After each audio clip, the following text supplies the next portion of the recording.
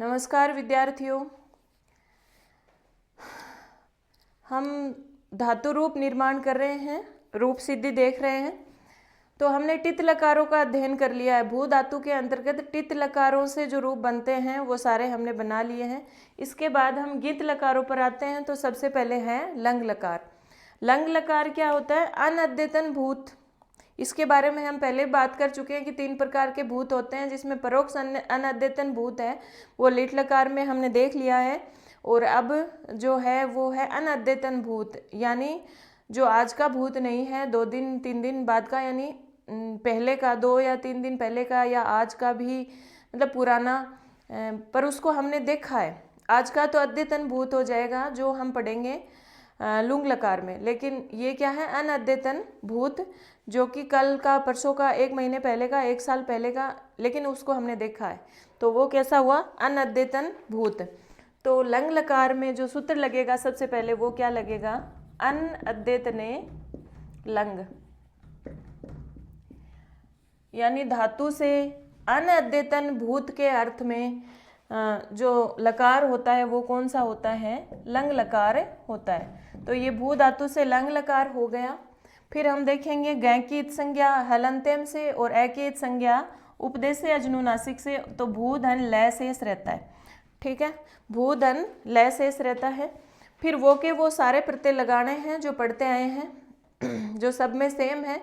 जैसे तिप तस जी SIP thus तय मिप वस मस तय आताम झतास आताम धुआम इड वही महिंग सूत्र से 18 प्रत्यय होते हैं लय के स्थान पर, ठीक है। फिर तंगानाव आत्मने पदम, तंगानाव आत्मने पदम से उनमें से जो 9 है उनकी आत्मने पद संज्ञा हो जाती है नीचे वाले। अब हमारा धातु किस प्रकार, हमारी धातु किस प्रकार की है? परस्मयी पद है। तो हम ये प्रत्यय भी कौन से लेंगे? परस्मयी पद वाले।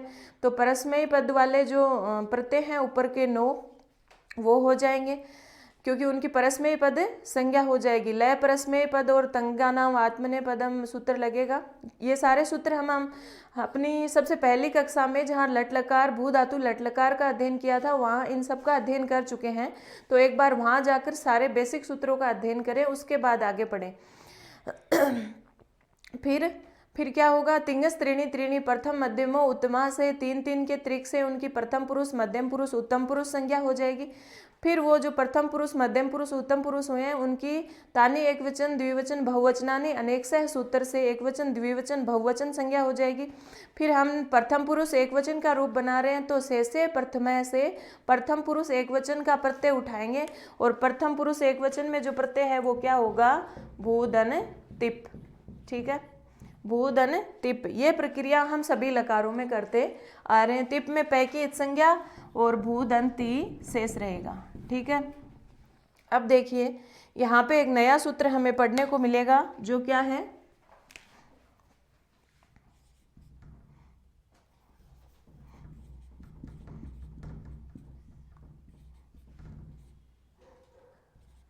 लुंग लंग रिंग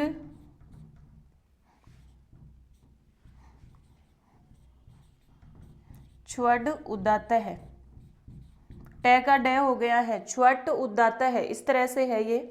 तो लुंग लंग रिंग छ्वट उदात्त है, यानी अट का आगम करना है, बस और कुछ नहीं करना। तो क्या है, क्या कह रहा है सूत्र अपना? लुंग लंग और लिंग लकार में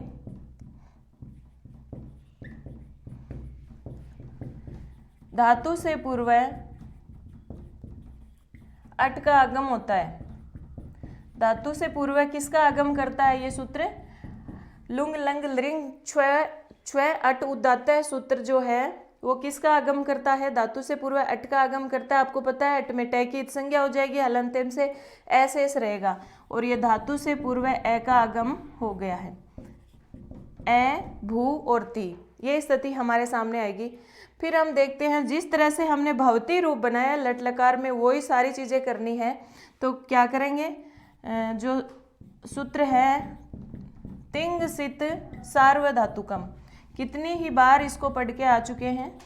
तिंग सित सार्वधातुकम, यानी तिंग प्रत्ययों और सित प्रत्ययों की सार्वधातुक संज्ञा होती है।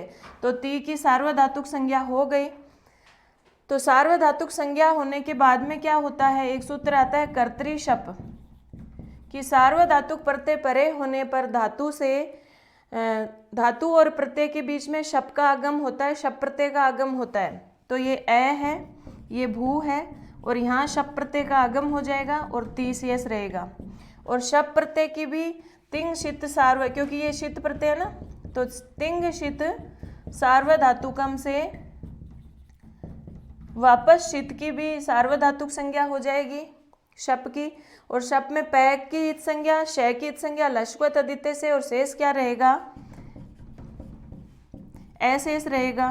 ठीक है, अब क्या होगा, एक सूत्र हम पढ़ रहे हैं, सार्वधातुक आर्धधातुक एवं। सार्वधातुक और आर्धधातुक प्रत्यय परे होने पर धातु के इगंत अंग को गुण होता है। सार्वधातुक अर्ध धातुक एवं, ये सूत्र क्या करेगा, इगंत अंग को गुण कर देता है। यानी धातु का इक क्या है, भू का इक क्या है, ऊ, और इसका गुण करेंगे तो क्या हो जाएगा, भो, ओ हो जाएगा ना ऊ की जगह। तो ये स्थिति हमारे सामने आएगी। फिर सूत्र आ जाएगा, ये तो रट गए होंगे आपको अभी तक, एचो आय अव आय आव, एचो एव आय आव, वह सूत्र क्या कहेगा, एच के स्थान पर आय अव आय आव आदेश हो जाते हैं। तो भय के जो ओ है उसके स्थान पर क्या आदेश हो जाएगा, अव, फिर भय में मिलेगा हलंत में तो भव बन जाएगा। वह के हलंत है, आगे ए मिलेगा शप वाला, तो ये रूप बन जाएगा अभव धन ती। तो इस तरह से रूप क्या बन रहा है, अभवती। लेकिन अभी एक सूत्र और आना है, नया सूत्र, जिसका नाम है इतश्च। यहाँ लिख देती हूँ, इतश्च। इतश्च सूत्र क्या कहता है, गित लकारों में, वैसे प्रक्रिया में तो ये सूत्र क्या कहता है कि गित लकारों के स्थान पर जो प्रत्यय होते हैं वो, उनमें अगर हरिश्व इकारांत, हरिश्व ई है अंत में, तो उसका लोप हो जाता है। यानी हरिश्व इकारांत के ई का लोप हो जाता है। यहाँ हम लिखेंगे गित लकारों में हरिश्व ई का लोप होता है, यानी अंत में जो हरिश्व ई है उसका लोप हो जाता है। गित लकारों के स्थान पर जो भी प्रत्यय हुए हैं, जैसे तिप प्रत्यय गित के स्थान पर ही हुआ ना, लंग का, लंग है, ग का लोप हुआ है तो गित लकार ही हुआ, और उसके स्थान पर तिप प्रत्यय हुआ है, तो उस तिप का जो ती है वो किस प्रकार का है, हरिश्व ई है अंत में, तो उसका ई का लोप हो जाएगा और ये रूप क्या बन जाएगा, अभवत बन जाएगा। ठीक है, तो लंग लकार प्रथम पुरुष एक वचन में जो रूप हमारे सामने आया वो क्या है, अभवत। और वो अभवत इस तरह से बना है, नया कुछ भी नहीं याद करना। एक तो लुंग लंग लरिंग छ्वैट उदात्त है सूत्र, और एक इतश्च सूत्र, दोनों नए याद करने, बाकी सारा कुछ पहले वाला ही है। चलो आगे बढ़ते हैं।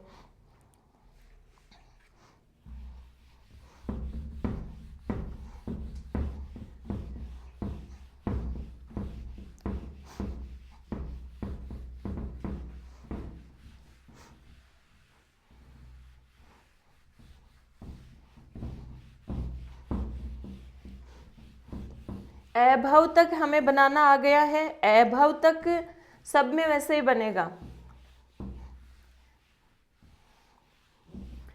यानी प्रथम पुरुष द्विवचन में भू धातु से जो प्रत्यय लगेगा लंग के स्थान पर वो क्या लगेगा, तस प्रत्यय लगेगा, तिप तस झी। और फिर वही सारी चीजें करनी है। लुंग, इस सूत्र को तो यहाँ लिख ही देती हूँ क्योंकि ये सब में आएगा। लुंग लंग लरिंग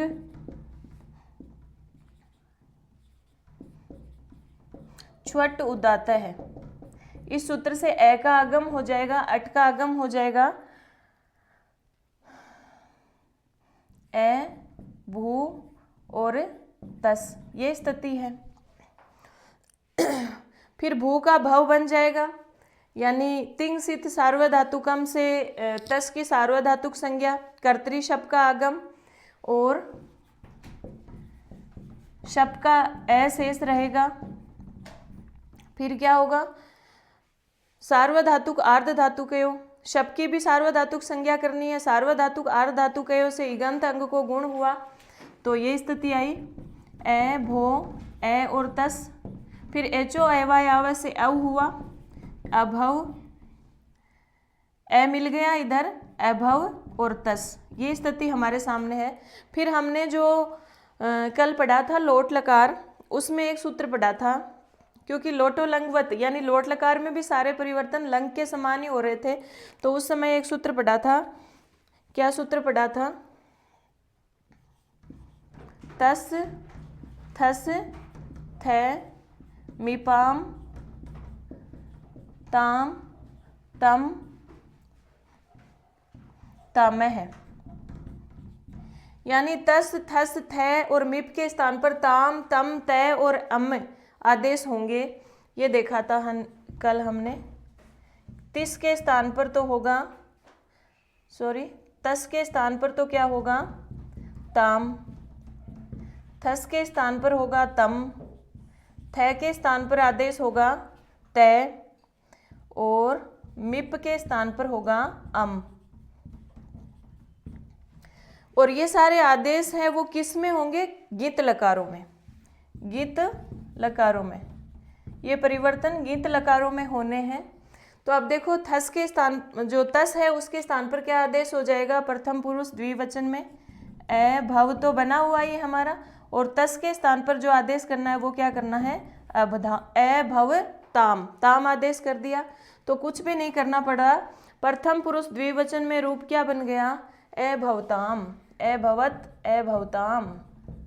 ठीक है, और ये प्रत्यय भी हमने पढ़ा हुआ है पहले से, तो याद है अपने को, कुछ भी नया इसमें पढ़ने को नहीं मिला। तो ए भवताम रूप बन गया। अब देखिए आगे, प्रथम पुरुष बहुवचन।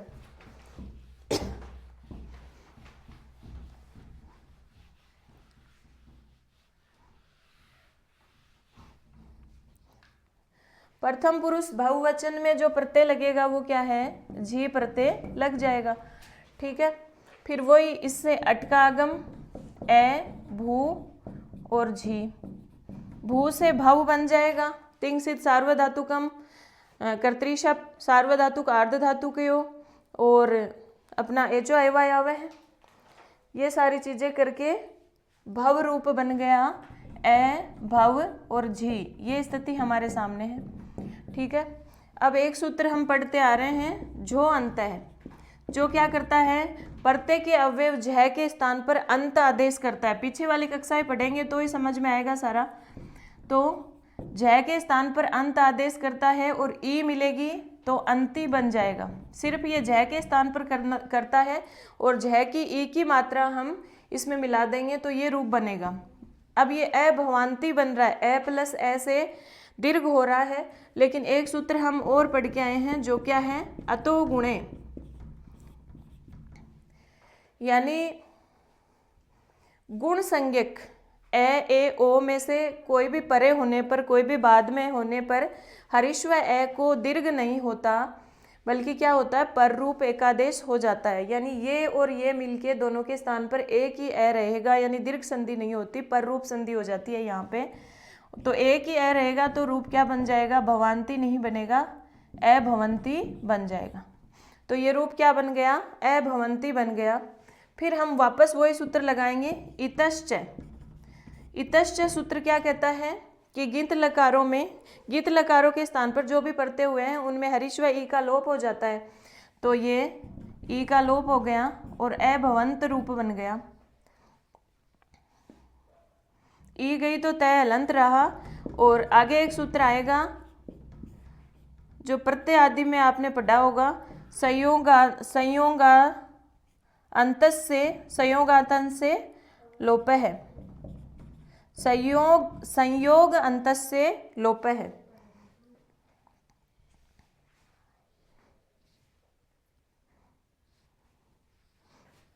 यहाँ पे अवग्रह नहीं आएगा, संयोगा अंतस से लोप है, कि संयोग के अंत में वर्ण संयोग है ना, यहाँ पर नय और तय के बीच में कोई स्वर नहीं है, तो संयोग के अंत में तय का लोप हो जाता है। तो तय का लोप हुआ तो क्या शेष रहा? ए भवन शेष रहा। तो इस तरह से प्रथम पुरुष एक वचन में जो रूप बनेगा वो क्या बनेगा, अभवन बनेगा। ठीक है, प्रथम पुरुष एक वचन अभवत, द्विवचन अभवताम, बहुवचन अभवन। ठीक है, अभवन के नय को क्या करना है, हलंत करना है, क्योंकि इसमें से ई का लोप हुआ है, फिर तय का लोप हुआ है, तो हलंत ही तो बचा नय।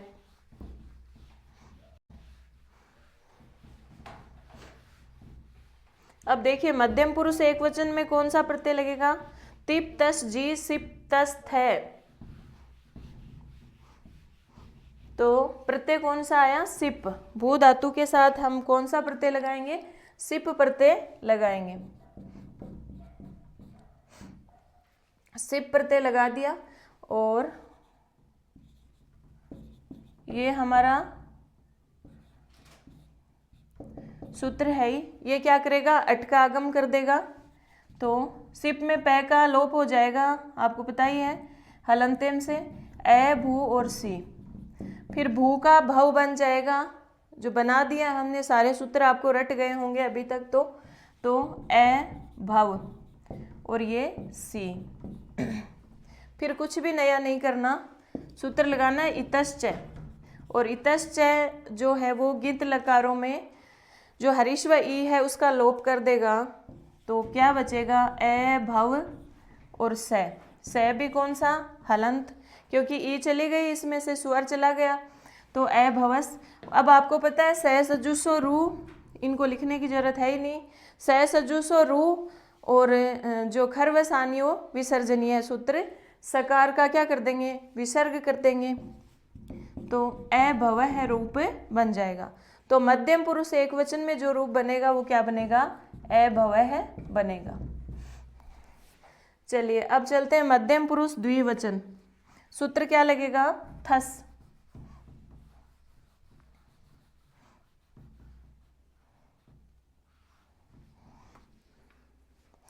यहाँ पे जो सूत्र प्रत्यय लगाना है वो क्या लगाना है, थस लगाना है। थस में किसी का भी लोप नहीं होगा, और ये अट का आगम हो गया, आगे हम थस प्रत्यय लगा रहे हैं। फिर देखिए इसमें ई है ही नहीं, तो ई का लोप करना ही नहीं। वापस सूत्र लगाओ कौन सा, क्योंकि थस आ गया ना, तो तस थस थ मिपाम ताम तम तम है, और इस सूत्र से थस के स्थान पर क्या हो जाएगा, तम हो जाएगा। ये अभव हमारा बन ही गया, भू से भव बना ही लेंगे, और ये जो रूप बनेगा वो बहुत सरलता से बन जाएगा, और क्या बनेगा, अभवतम। अभव है अभवतम।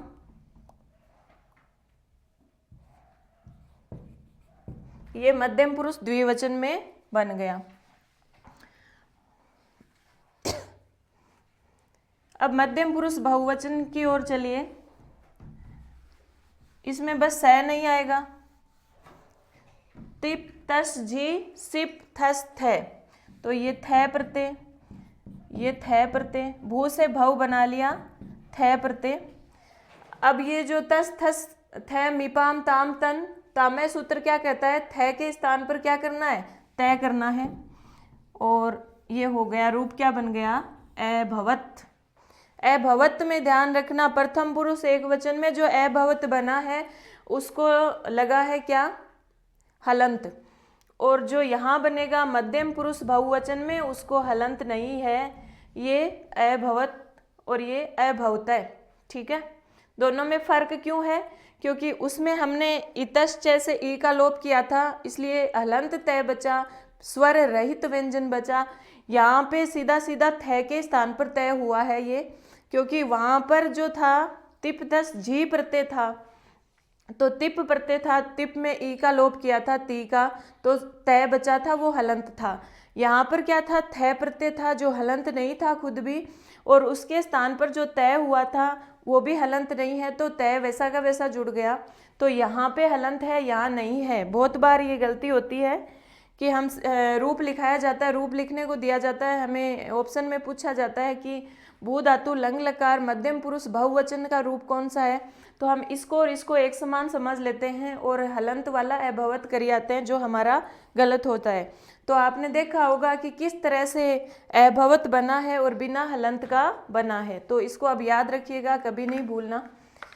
अब देखिए उत्तम पुरुष एक वचन,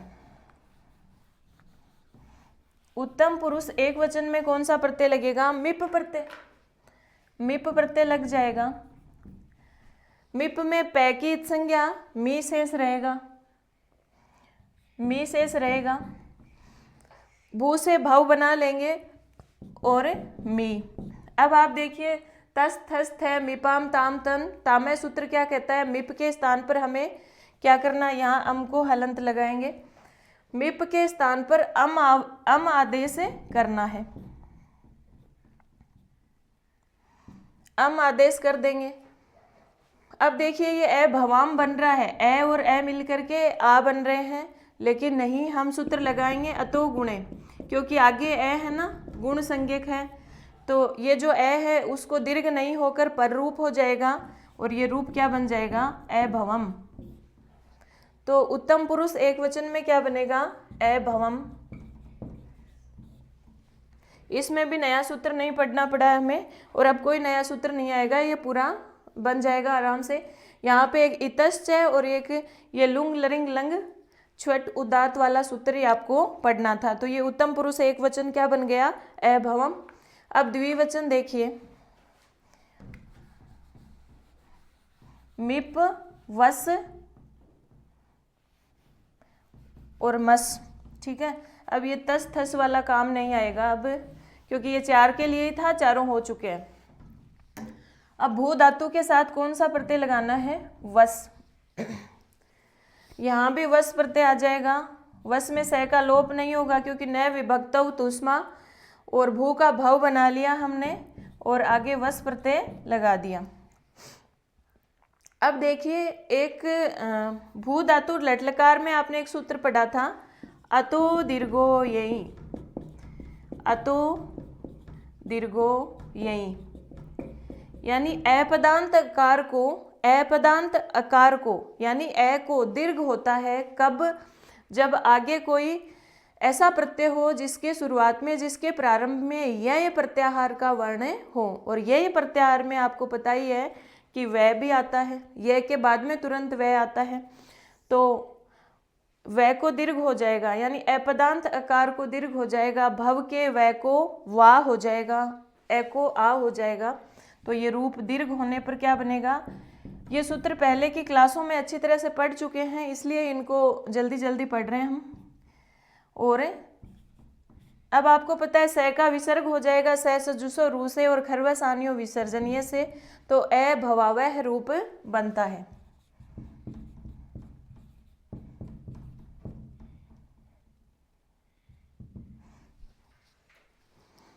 अब एक बचा है उत्तम पुरुष बहुवचन, और उत्तम पुरुष बहुवचन में कुछ भी नहीं करना, बस प्रत्यय बदलना है हमें। यहाँ पे जो प्रत्यय होगा वो क्या लगेगा? मिप वस मस, ये मस प्रत्यय आ गया, भू का भव बन जाएगा आराम से, और यहाँ पे मस प्रत्यय लगा देंगे। यही अतो दीर्घो, यहीं से भय का वह है वो आम, वह के ए का आब हो जाएगा, दीर्घ हो जाएगा, क्योंकि मैं है वो भी तो यही प्रत्याहार में आता है, तो आ हो गया, और ये ए भवा मस और स को विसर्ग हुआ तो ए भवामह है, तो ए भवम ए भवावह ए भवामह, तो रूप क्या बन जाएगा? ए भवामह। इस तरह से भू धातु लंग लकार के रूप तीनों ही पुरुष में, तीनों ही वचन में हम बना चुके हैं। ए भवत, ए भवताम, ए भवन, ए भवह, ए भवतम, ए भवत, ए भवम, ए भवाव, ए भवाम, ठीक है। इनमें भी ए भवावह ए भवामह, मतलब विसर्ग को भी याद रखिएगा, सॉरी विसर्ग को याद नहीं रखना है, इसमें एक सूत्र और जुड़ेगा अभी, क्योंकि इसमें विसर्ग नहीं आता है। एक सूत्र आपने पढ़ा था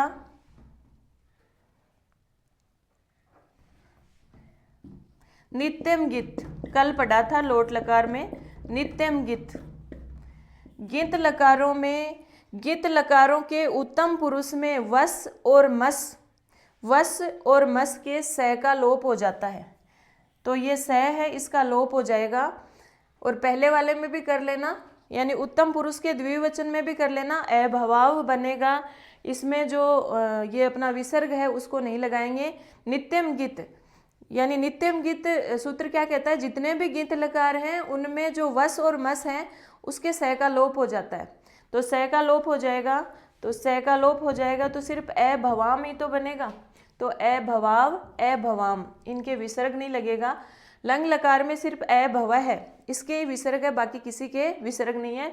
और एक ये अभवत भी याद रखना, अभवत, अभवताम, अभवन, अभव है, अभवतम, अभवतः, और अभवम, अभवाव, अभवाम। ठीक है, तो ये लंग लकार उत्तम पुरुष, लंग लकार के तीनों पुरुष में हमारे रूप सिद्ध हो गए हैं, बन गए हैं। इसके बाद आगे लिंग लकार में हम पढ़ेंगे। धन्यवाद, शुभ रात्रि।